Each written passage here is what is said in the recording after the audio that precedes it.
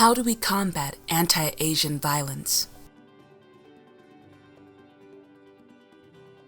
When you see something, you should say something.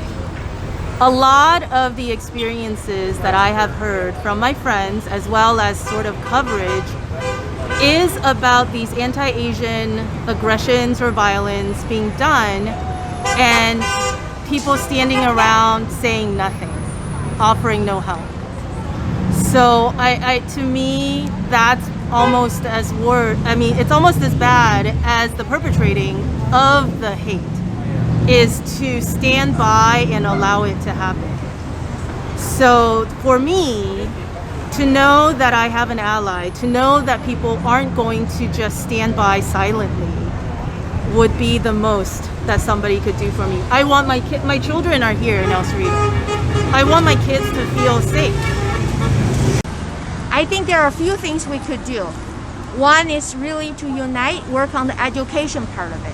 I actually am talking to multiple parents who are AAPI communities and trying to organize some events so that we can really go to schools, talk to our kids, talk about experience and just bring that education to the kids. I think we start from a place of hope and I want our community, our future to be a place that's not like this anymore. So this is one. And then second, I would say is really working together to push for something on the change on the legislation side.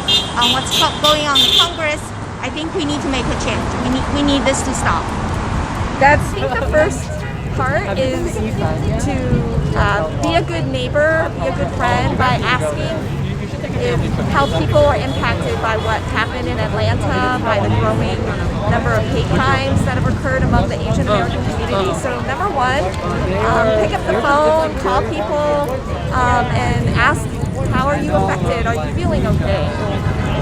And number two, I think we need to help others share their stories about any attacks and discrimination incidences, to share your story because we no longer want to be silenced. And I think that that is something that we need to spread within the Asian American community, to share your story. The first thing is I think it really comes to education, and I don't mean that by like, necessarily going to school, but really just understanding our history, especially because a lot of us do come from the immigrant experience. We oftentimes don't realize that there's so many Asian Americans that have been here way before we were here, and as a first generation, I got to live in the I got to be raised and born in the United States, and I didn't learn most of the Asian American history until I went to college, and even then I didn't really learn about it. I kind of just learned about it through through being in activist spaces.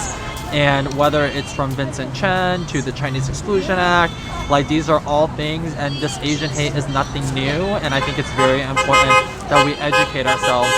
In terms of just members of our community, really it's about having tough conversations, right?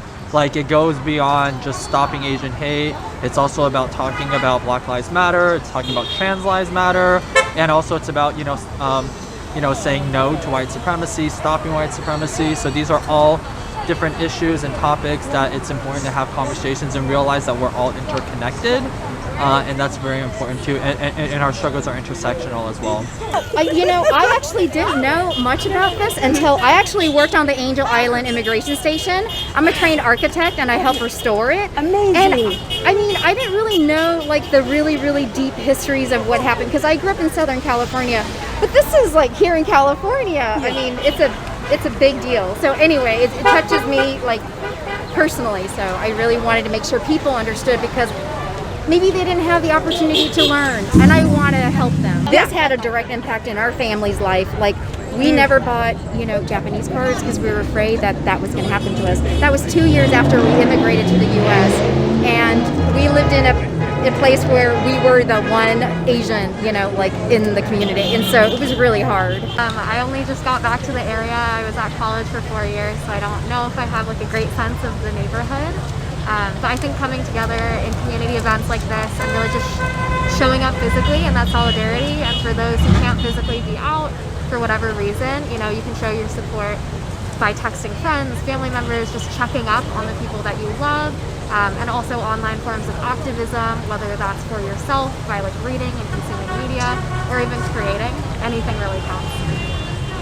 And I would add to that donating for mutual aid and for different efforts to support our AAPI communities, and to also link this very much to the Black Lives Matter effort, that this is another attack on blackness, as I see it, and that I would hope that we can, we went to an event recently in Chinatown that was bringing Black and Asian communities together and other communities of color.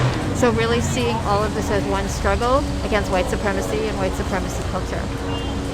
Here, even now when the term microaggression has been kind of more, it's more like something people are aware of. People who don't really, you know, aren't in those shoes think of the word micro more than the word aggression, and don't really appreciate the severity of, you know, any aggression side, whether it's big or small. There's been failings in like our history curriculum, which sort of glosses over a lot of Asian American history, when that's really, it should be teaching us all a lot more about that. Personally, I think that it is really important to educate yourself on how deep the roots of anti-Asian American sentiment go, even right here in California. It has a really dark and long history, and sharing that knowledge with others so that so people can't belittle it and say it's something new or this is not serious. We have a lot of resource in this area too. I mean, like we have a middle school that we've named Portola Middle School after Fred Korematsu. I think it's worth looking into his story and why did our community feel it was important to change the name of our school. We have the Rosie the Riveter in Richmond that tells the story, and I think honestly the best thing to do is just start having conversations with our neighbors and showing up at the library and asking for resources. I mean, our El Cerrito library and the Richmond library, I know the folks there. They are not going to just be like, oh, I don't know. They're going to find the resources for us, you know? We need to show up.